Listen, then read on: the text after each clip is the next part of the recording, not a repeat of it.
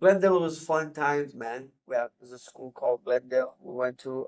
So I started, fuck, man. I actually graduated out of that high school. I think I was 21 years old. That's when I graduated high school. But I had a lot. I had a tough upbringing. I was probably about 21 too, brother. Yeah. I think so. I had a tough upbringing in Hamilton. You know, you came here, uh, only child, no brothers or sisters. You know, during those times, there's a lot of gang activities happening here. And if you're not with with a crew, it's not gonna be fun for you, especially if you're an only child.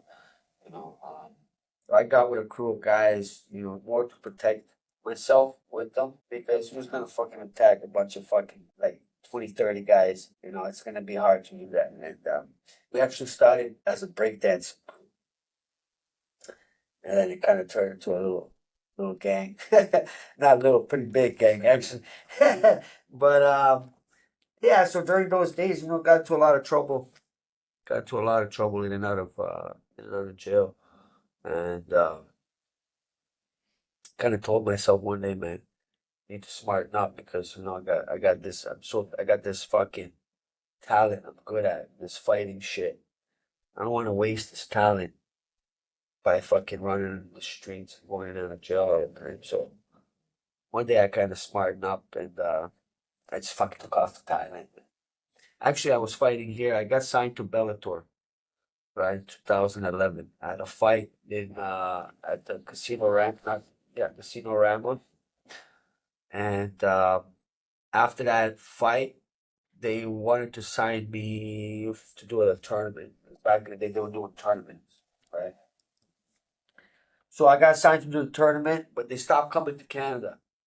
And because of my um, um, actions, right, while growing up, you know, I got a criminal record, so I couldn't go to the United States. So then there were still some more, like local events happening in Canada, but nobody would fight me here. Especially after that fight, I fucking killed this kid in Bellator, right? Really like outclassed him. And so I couldn't get any fights. And then one day I was just kind of like, fuck this, man. I need to fight. If I don't fight, I'm going to just get back. I'm going to get in trouble again. These guys, right? So purchased a ticket, went to Thailand for 3 months. 3 months in Thailand, I had 6 fights. Holy fuck. 6 fights in 3 months. Crazy. Fight twice a month, right?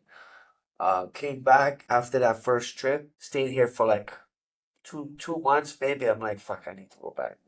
You know, that was probably the best thing I've ever done. Thailand. It just changed my life, bro. I started meeting people, started opening doors. You know, I got to train with Walkout for, stayed in the camp for 3 years. That's how I met Superbond and Petano. Was in Superbond's Walkout's camp. So then we got signed to Kunlun fight. Fucking got offered a job there. Went like did so much. You know what I mean?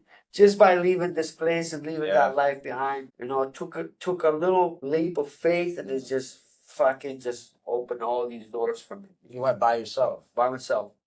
Wow. But yeah, How old were you? this was 2011, so I was like 20 fucking 6.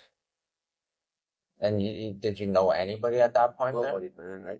I didn't know where I was going. I just knew what I wanted to do. I found a hotel there. They had a gym underneath. Fuck yeah. Right?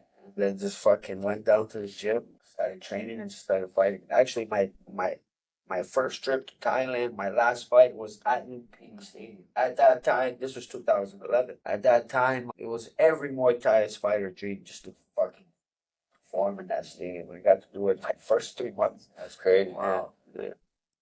Yeah, Johnny Tello was saying that you could fight fucking every day in Thailand. Yeah. If you want. If you want, and if you're not hurt, yeah, there's events. Fuck, I know some fighters. Fuck, man, especially the young ones. That's why these guys like Rodang and shit, they have so many fights, bro. Yeah, 200, 300 fights, 400 fights. But that's because when they're young, they fight so much. All right, and that's the only way for them to support their parents, support their family. True. There's over there, you know, this. And another thing is, man, Thais don't really like to fucking work. over there, the lifestyle is sabay sabay. Everything is sabay. So sabay sabay means like relax. Just chill. Relax, relax. So it's just a chill lifestyle. But you gotta make money, right? And they love to fight. And they love to fight. So that's one way of them earning some money. I remember Bullock was telling me a story when he was younger that he fought 3 times in one day. He fought at one side of town. It was like earlier in the day, right? Then he had to ride his fucking scooter to the other side of town to fight, and then he fought again at nighttime. And that last fight was for like a can of fucking Coca-Cola. Holy fuck! Yeah. 3 fights in one day. That's why that guy like Bullock's got over 500 fights. I can't believe you were part of his camp. Look how. So Walkout was supposed to fight Enrico Kale in K1. This was 2014. And you guys know Ned. Yeah. He just Yes. the MP. Congratulations, Ned. Congratulations. Let's Shout go. out Ned Puric, man. Yes, sir. Oh, Ned. Right. But so Ned Puric actually was working for K1 Global at the time.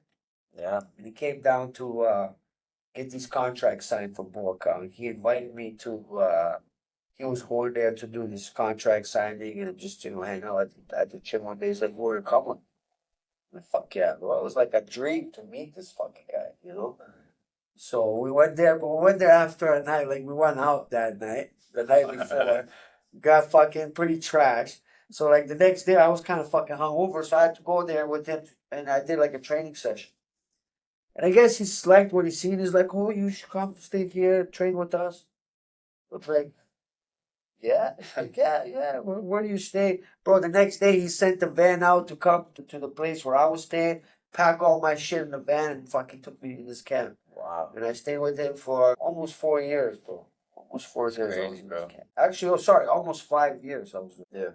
Yeah. 4.5 years. That must have been a rewarding feeling, man, to get that. Oh, for sure. And I had so much to prove, too, Yeah. right? So, like, with him, it was good because it was a camp, it was full of it was only Thai guys, and we all, like, lived in the camp. So we ate there, they had a cook, they fed us, we trained there, and then we lived together, we trained together, we fucking killed together. It was, I think that part of my career elevated my career by a lot, especially obviously being with him. And then I've had some big fights while fighting under his banner. Like I fought a guy named Ponsanen Sitmunchai, who at that time was probably the most dangerous Muay Thai fighter of all time. I was a big fan of him. He's one of the most dangerous fighters at the time. And they offered me a fight with him at Top Kick World Series. This was in Hong Kong in 2015, I believe, 2015. And Buakaw was actually headlining the event, and we fought on the show together. And I knocked out Portsmouth Sitmunchai in like 10 seconds or something like that. It was like a 10-second fight. And I'm supposed to be fucking meat for this guy. I'm supposed to be a meat for this fucking lion. And I just landed a nice left hook, put it right out, man. So right away.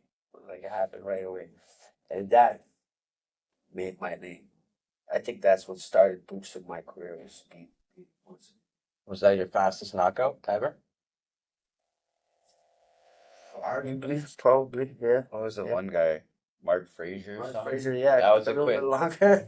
That guy took a little longer, but yeah. There was a few quick knockouts in my early MMA career. Yeah. Yeah. Not a lot of good strikers, so I was just banging everybody out first round. It was like my first 3 or 4 MMA fights were all knockouts first round. Yeah. So did you ever have aspirations to go to the UFC? Of course. I think I even got invited to go there, and I just couldn't cross the border at the time. I was running the streets a lot, man, and had to look for a way to feed the family. My parents are refugee parents, man. They never had a good job here. My mom, she was a hairstylist, but didn't really work as a hairstylist. She ran out like a barber shop, right? And then my dad never really worked in Canada. He was shot in the leg, and I had some disabilities there. But so it was up to me to fucking find a way to help support the family. And, Yeah, bro. Your childhood didn't sound super. You know what I mean? It was like you're a grown man at this It point. wasn't. It wasn't a promised childhood. It was Yeah. nothing was You promised. you But grew up early.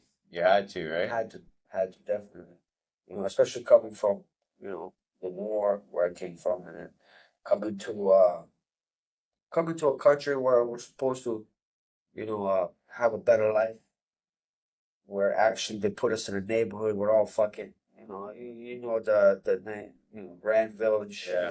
It's all Cambodian, but two different cultures from a war countries. Like all refugees and stuff. So we grew up in a pretty bad place, and then you have to find a way to survive.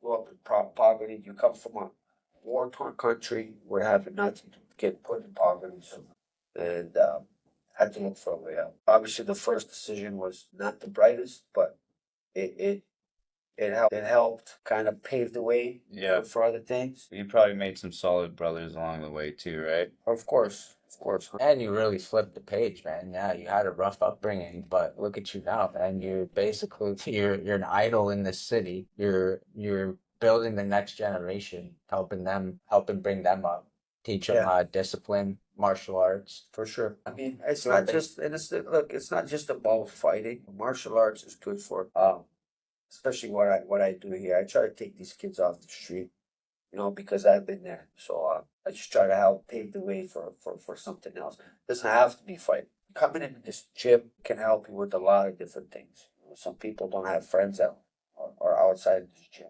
It's a fucking cool world out there. They come in here and they feel like they belong. I build a community here. So this gym for me is more about building a community, keep kids out of trouble, out of jail, and just trying to keep their fucking clear their head up because there's a lot of fucking shit out there that get you in trouble, right? You meet the wrong person, take you the wrong on the wrong path. So I try to take these kids off the street and bring them in here and pave the way for whatever it is that they want to do. Well, Salute. yeah, salute. Because you know what? Anything like this that's structured builds confidence. Teaches a kid, even if they're not going to be a fighter, but like, yeah, you could do it. Believe in yourself. For sure. And almost just having somebody that's a positive influence. Someone to help someone else, and you know what I mean. Like that guy that helped you and your family in Bosnia with the fucking grass on the road. He did a solid thing there. The coach was Muhammad. So you gotta help people out. It is tough. It's tough. It's not. It's especially these days, man. It's tough. It's tough out there. But I try to bring the kids off the streets, bring them in here, and give them something to look forward to. And I think we're doing the right thing here. Actually, Hey, you're doing big things for Hamilton, man. Too, the city you grew up in. So I think it was just destined for me, especially at being there, going through everything I went through. The war, the street life. And I wasn't always the greatest fucking person, bro. But what it was is like, again, this Thailand trip and sticking to that, keep going back. It changed me a lot because I see how people live out there, how people treat each other there. Over there is a totally different world from here, man. Here you can't look at a person without somebody saying "fuck you." Over there, you bump into somebody, oh, sorry, let me buy you a dinner. That's how you become friends. So I've learned a lot from living in Asia. I've lived in China, I've lived in Thailand, I've been all over Asia, over the world really, but Asia has a special place in my heart just because the way people live, the way they treat each other there. There's no bullshit. Yeah. It definitely seems like it's kind of like a home away from home for you. Well, for me, I look at that place as my first home. Yeah. Yeah. You check, I fucking love it, man. see you on Instagram. Like I know, like, bro, do you speak fluent in Cambodia? I don't. No, because I'm like, I know quite a few words too, but I'm like, Well, I grew up around Cambodian people, so like, my friends' parents used to teach me all the time, or my boys would teach me some. But I know a lot of bad words. You know what I mean? Joy. But but then got to Thailand. I tried to learn a little bit of Thai. It's a different language actually, the Thai and Cambodian, even though they're very close to each other. It's a different language. Learned a little bit of Thai, and then Workout taught me a lot. I could have a good conversation with before I went to China. I could have a conversation with a Thai person. Obviously, very broken, not very fluent, but like it will get by. Yeah, you can ask for directions or something. Eh? I like get food, ask for direction. What's your name? How much is this? I can bargain with them and shit about some stuff that I want to buy, maybe. But then I went to China, and then I started learning Chinese. And then it was like a totally different fucking language, right? And then it took me a little bit longer to get used to it. And then as I started picking it up, I fucking started forgetting about this Thai. And then sometimes if I'm talking to like a Thai person, I'll mix the Chinese and the Thai, and it's just getting screwed up, bro. So I think I got next thing I'm gonna start doing actually when I go back is I'm gonna start taking some classes, bro. Like once a week, go to fucking take like a Thai language class. Yeah. Go to like Thai schools for Thai language over there once a week. And it comes with actually like a visa. If you do like a student visa or some kind of permit, you can actually attend school for free once a week. Seems like there's a lot of opportunity in Thailand, man. It really does. Especially right now, the country is like flipping. You know, it used to be a third world country. You can't call that place a third world country because they're like Bangkok is like a metropolis right now. That Bangkok would put all these cities to shame. Really, you know, in the way it's crazy. Wow. Oh man, Bangkok is you gotta see, man. So in the last 7 years, Bangkok has grown twice the size. Before it was about 50 kilometers across, now it's 100. And now they have to build down south because it's like they covered all that fucking area. Yeah, it's crazy. It's gonna be the next. I think it's gonna be the next Dubai. Wow. Damn. Yeah, you gotta see the structures every week. There's a new rooftop open. There's a new building that goes up, and you see they just had a huge earthquake over there. Yeah. But look at the structures. Nothing went down. The only one building fell that was actually under construction. It was a part of like this Chinese company, and now they're being investigated. But like that magnitude of a earthquake, those skyscrapers are huge. It's crazy. That nothing went down. So their infrastructure is, you know, very, very good. And everything there is proper. It seems like they're really ahead Very the ahead. rest of the world. Oh, they're ahead of us, that's for sure. Yeah. You know what? Healthcare is fucking spot on. Oh, too. and they have some of the best doctors. And you get seen right away. You don't have to fucking go to a hospital and wait for 28 fucking hours to see a doctor. Yeah. Over there, you're in and out. Yeah, you might have to pay fucking 30, 40 bucks. You get so much worth. There's so much worth than dealing with this shit here. And here, they just want to give you pills. Yeah. Over there, they give you natural shit remedies to like even China. If you go to a hospital in China, they will never give you pills for like let's say I'm sick, I got a cold or whatever. They're not gonna give you pills, bro. Or like let's say my fucking arm hurts, they're not gonna try to give you fucking opiates and shit like that to take, bro. No, you take natural remedy. So that same guy that I was in China with, my boy Serdar, shout out Serdar Karachawaj, that's my big bro. We worked together in China with the Kung fighters, and he actually had a spine surgery. He had a surgery on his back. Like an infusion or something? No, but I think he had a slip disc or some shit like that. Anyways, he got a surgery in Germany, and then when he came back, he was really hurting, and then we're looking for some spots to get like a massage, or the guy stretches him out and adjusting or whatever. So we went to this place, and they pointed at the scars. Like, what's this? Like, well, I had surgery. Surgery. Like in China, we would never do a surgery. We try to help heal it properly, like fix it with like natural remedies. Just because it's a major surgery. With their fucking massages and adjustments, and yeah, it's a major surgery, bro. Yeah, back surgeries fucking never really go right either. Never, and that you'll always feel that in your back. Meanwhile, here they'll tell you surgery. Right away, right away. They want to give you surgery, fill you up with pills, and then that's why all these motherfuckers are addicted to drugs out here. Bro. Yeah. Addicted. Everybody here just Business. you see this opiates is killing our people right now. Okay. Sad, man.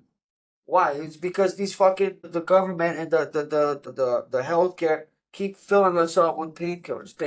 Here, take this pill, take that pill. Take the blue pill, take the red pill, then you wonder why these people are out here walking around like a bunch of fucking zombies, right? You give them a red pill and a blue pill, all these pills makes it. You should see even in prison, man. When I was locked up, these guys want to get prescribed medicine so they can fucking take these pills, crush it up, sniff it, and then they're like, oh, I'm suicidal. Well, no fucking shit. Yeah. You just took like 5 different pills, mixed them together, and snorted up your fucking nose. What do you expect from these people to happen? Yeah. What do you expect to happen to these people? It's sad, man. All these fucking tents out here, they dropped the And now balls. we have all like you said. Now we have all these fucking homeless people living all over the fucking roads and streets and parks and like I can't even take my kid to a park anymore and fucking might get stabbed by a needle, somebody's fucking STDs or whatever the fuck. And they're living all up in our fucking parks right now. You know what I mean? Yeah, it's not what it was. Fuck. That's one thing that's really. And that's another reason why I kind of like, as much as I love it here, I grew up here, I got this gym, you know. I don't want my kid to grow up. I hear you, bro. I moved on the mountain and it's like, they're still fucking singing and dancing up there, fucking looking for change. And it's like, fuck, bro. I think they all fucking moved up escarpment today. today. Oh, it used to be downtown. Oh, shit, Now they're everywhere. up there. That's right. Guys are getting Niagara, 20. same shit. Niagara's got them too, man. You know. It's Yeah. sad. It's sad, man. It's sad what's happened to our society here in the last, 5-10 years, and that really needs to be happen. Um, and I hope I could fucking help with Well, that just goes back to, all the good things you're doing. Same with Ned, hopefully Ned can come in now and help clean the place up. That's gonna be a huge part of, especially the martial arts world in Canada, because he's a huge combat sports. He loves that shit, Yes. so he's into it. Big fan, and I think he's gonna help. From what I'm hearing, this year or next, hopefully this year, but early next year, they're trying to legalize Muay Thai and kickboxing in Ontario. So we're gonna have professional Muay Thai kickboxing in Ontario. So we're gonna be running some shows very, very soon. Oh, let's go, baby. Yeah, Ned's the man, man. I worked under Ned at the Attic for a couple years back in the day. He pretty much gave me my first opportunity for a job here too, and even back then, man, he was just such a inspiration. Yeah, he's a good guy. He grew up in Hamilton. He's a big advocate, I think, and man, we support him. I know Absolutely. he's gonna be doing good things because we know him, not just as a politician, but we know Yeah, him That's right. as a person. And I know Ned for over 20 years, and I have big hopes. The road for Going back to Thailand, I seen that you were training with Makayev. Muhammad Yeah, Makayev. yeah. That's pretty fucking cool. To see, man. And He's actually a really, really fucking cool, funny guy. Good energy with him. Yeah. man, I was hyped on him when he was on the UFC. I was, like, I don't know why the fuck they didn't sign him. Ah, fuck. He's a talent. He is, and he's a hard worker. He works very hard. We train together. We're actually, when we do our strength and conditioning, we're kind of like partnered up because I think he likes my energy and shit. And fuck, I push him, he pushes me. So, super, super fucking cool guy, down to earth, and he just got signed to Karate Combat. I did see that. About that. And I think the president there was talking about how he wants to help put him back in the UFC and bring his karate back. Look, man, you have to understand these guys from Dagestan, bro. They're wrestlers. Naturally, that's in their blood. Yeah. But I guess he started with karate, so he does have some striking. I guess he just never had the chance to show it in the UFC, and I feel like that's why they cut him, right? But hey, man. He's not the only guy taking guys down. No. It's just because he's a little guy. They don't want to fucking see that from a little guy. They want to see fucking little guys. Yeah. Right? They want to see more action. Well, this would be a great way for him to showcase his striking a little bit. And like you said, with the wrestling, he's so dominant at it, though, man. Like, why would he not go out there and ragdoll somebody? Everybody knows. Right? Fucking Habib has been doing that for his whole career. Right. Just mow guys down and fucking beat him. You know what I mean? Beat him there. He's never fucking stood up there. And who has he knocked out? Has he knocked out anybody? He might have. Did a few knockouts. Maybe. But ground and pound finishes, Maybe yeah. some But like, knockdowns.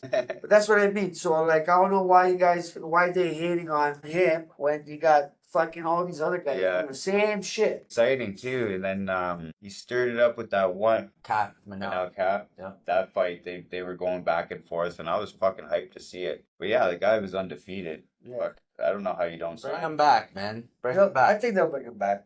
Let him kick some ass in Karate Combat. And, Yeah. I'm sure if they see him throwing some bombs and people out there, I'm sure they're gonna take him back. Fuck yeah. Where does that Karate Combat? Where's that? Did they fight that out of the States too? Yeah, it's out of the States. Oh, I'm not sure okay. where, But they're starting to do like a world. They're starting to do world events now. So they done a show in Bangkok actually a few months back. I feel like you'd be a serious problem at that, bro. Oh yeah. Straight up. You never know. Yeah. That's especially if they come to Bangkok, you know? Yeah. Or Yeah. even fucking bare knuckle, you know what I mean? And like that it's a gruesome game, but man, I feel like you would fucking put a hurt. Yeah, I think I'd be good. Yo, you would do so good, bro. Yeah. How do you, what do you feel about bare knuckle? How do you feel about it? I feel. It's kind of crazy. Yeah. I feel. It kind of reminds me of watching a fight on the street, you know? Yeah, it's like a street fight. It's like two fucking street guys who know how to fight Yeah. and going at it with fucking bare knuckles. I wouldn't mind that at all. You know, I have pretty good hands. Like I'm a good boxer. I can move well. I got good footwork, so I think I would do very well there. Hey man, if they're paying good money, bro, holla at your boy, man. Let's See go. what I can do. You gotta get See what Trump we to can do. fucking lift that part. Don't worry, man. I'm working on the paperwork. We're gonna. Yo, apparently right now is a cheap time to do it since COVID. To Nah, man, the prices went up. Really? Yesterday's price is not today's price, man. Fuck, shit. Prices went up, so actually, I don't even need a pardon, bro. All I need is a waiver. Because even if I get a pardon, I still can't get into the United States with a pardon. Oh, Pardons are more for like getting a job, like a government job or like some kind of job where they ask for your criminal record check. yeah, right? yeah. That's more for that. What I need, I don't even need a pardon. You need to I have a gym, bro. I don't need a fucking Yeah, pardon. true. But what I need is a waiver. And waivers you can get. I can get a waiver right now. I can get a waiver. It's usually 5 years after your last conviction. It's been so long since I've been convicted. I just never had the fucking time to really get into it. Stand in line. Yeah, it's not even standing in line, bro. I actually have to get because I've tried doing it myself, but then I had to get all this, but like I have to get paperwork from every place that I've been arrested at. bro. It's a whole process. It's a huge process. Yeah. So I have to go like fucking up north Barrie. I have to go here. I have to go to like all these different courthouses where I've been arrested, get my stuff, and then go and apply for it. And I thought I had it, and I had my friend do the paperwork for me. They're like, "Oh, we're missing this and we're missing that." I'm like, "Listen, bro, I got no fucking time to do all this shit." Yeah. So what I gotta do is just basically hire a lawyer, like an immigration lawyer, and they can do all that shit for me. A little bit pricey there, right? But fuck it, I'm just gonna have to do it. Just gonna have to do it, Bro, I would love to see you in the BKFC for a fight. Fucking, that'd be fireworks. It's pretty much an investment for you at this point to get that waiver. bro. Get that waiver, bring him over to bare knuckle. We got a savage here. Oh yeah, fuck Connor. Let's That'd be cool, man. That'd be a cool experience. I don't mind it. Hey, man, if the money's right, I'd do it all. That's right. And you know what? Like a lot of people coming into bare knuckle, they're fucking debuting at like 41, 42. Yeah. So it's like a lot of yeah. even like ex UFC fighters I've seen them Yeah. fight. I think who was it? Fucking Luke Rockhold was in it. Mike Perry. yeah, all these guys. Yeah, all Yeah. these ex UFC guys. Stevens, Jerry Yeah, Stevens. Stevens. Fights this weekend. Yeah. What about he was a one champion. He was a Bellator champion. What's his name? He was always fighting one. He got fucked up over there. He fought fucking Michael Chandler. What's his name again? Michael Chandler was in Bellator. Him and Alvarez, Eddie Alvarez. Oh, yeah. That's who Jeremy Stevens fought in this last Yeah? fight. Yeah. Broke his jaw. Eddie Alvarez and fucking Michael Chandler had one of the best Yes. fucking fights I've ever watched in Bellator. That was a fucking crazy fight. Michael Chandler just lost. Yeah. Well, Michael, yeah, he did. And also, Eddie Alvarez fought in one championship. Oh, yeah? Never won one fight. I didn't even know that. Yeah, he was signed to one championship. Damn. Same with Sage Northcutt, man. Yeah. He got knocked out pretty cold. The first one he did with Cosmo Alexander fucking busted his whole face up. Yeah. I heard UFC was going to sign that guy. The guy that knocked out Sage. Cosmo Alexander, he's old. Yeah. Back then, they were supposed to. I heard some news. Cosmo Alexander's old, man. He's, I think, Karate Combat just signed him. Karate Combat just signed him. Tyron Spong, too. They've just signed, too. Yeah, they're making some noise, too. Man. Yeah. No, it's fucking. They're signing a lot of big names. It's getting exciting, bro. It's good. You can't. I like watching. I like the I like the rule sets. Now they're changing every time they change a little bit. Now they're adding elbows and clinch knees. So it's pretty exciting. Yeah, I like the concept of the crowd combat. So and now they're changing it every time. They're adapting it more and more. So I like that it's like it looks like a fan experience too because like the rings like sunk in Yeah, and fucking okay. you're right there. You're not like standing back on the other side of the ropes looking yeah. up. You're kind of There's no looking down. cage or Cage is Yeah. blocking it. Yeah, Yeah. yeah, it's pretty sick, man. What do I you- like it. What do you prefer to fight in, a cage or the ring? Because you've done both. Anywhere, man. Doesn't- Fuck, don't doesn't matter. matter. Back alley is my Let's go. back alley is my favorite, man. Let's go. Yeah, I left a bunch of guys back there. My time. Yeah. There's still a couple teeth back there. Oh, we've seen recently you did a Euro tour too. You went. Last year was my first time back in Bosnia in 17 years. How was that? It's a great fucking experience. You know what was great about it is just watching my parents, man. You know, especially when we came from, we left. Wow, I left that place as a refuge, right? Came back as a fucking national hero. And bringing my parents into that, especially after everything I put them through, you know, growing up in Canada. Just to see the fucking looks on their faces and how proud they were. I think I completed my mission. That's amazing, bro. That my mission was just to make my parents proud and happy. And I think I've done that all this time. Yeah. Seeing you spoke in front of like 20,000 people. 30,000 Oh. people, man. Yeah, they had this every year they have this event there. And I was like a special guest. Fuck, man. People came from all over the world. It's 30,000 people, man. I had to do a little speech. Got a little emotional, especially like looking at my parents. They're crying now. I'm about to cry. I can't cry. I'm a tough guy. And fuck, I have to look tough guy on the stage, you know? But it was just great, man. It was, like I said, man, it's amazing just to see how proud they were. And, you know, after everything, fucking. It makes it all worth it, eh, brother? Yeah, 100%. 100%. I would fucking do it all over again if I could. Did your wife and kid come with you? No. My wife, she's a lawyer, man, so she works a lot. She can't really travel a lot like that. And when she does, she usually take her time, just kind of do our vacations together and stuff like that. But definitely looking forward to bringing her, hopefully this year, but she already used up all her fucking vacation time. So we'll see. Hopefully, I want to bring her, of course, I want to bring her back home. She brought me to Korea. I went to Korea, I met her, all her family. So she's never been to Bosnia. No, Oh man. no, What no, about your son? no. Oh, never. Brother, that's gonna be. My son is from a different woman. He's from a different one. Yeah, I have a kid. My kid was with a different girl. So You have one son. and hopefully we'll get to experience that together as well soon enough. You know, a little bit younger. So How old is he right now? he's 9. Have you seen any similarities? Like, do you look at him and see the Menace running around and be like, yo, I see myself. Get him. He looks exactly like me, just Asian. does he have He looks exactly like me. got that muscle memory when he Yeah. throws the jab? Yeah. The looping.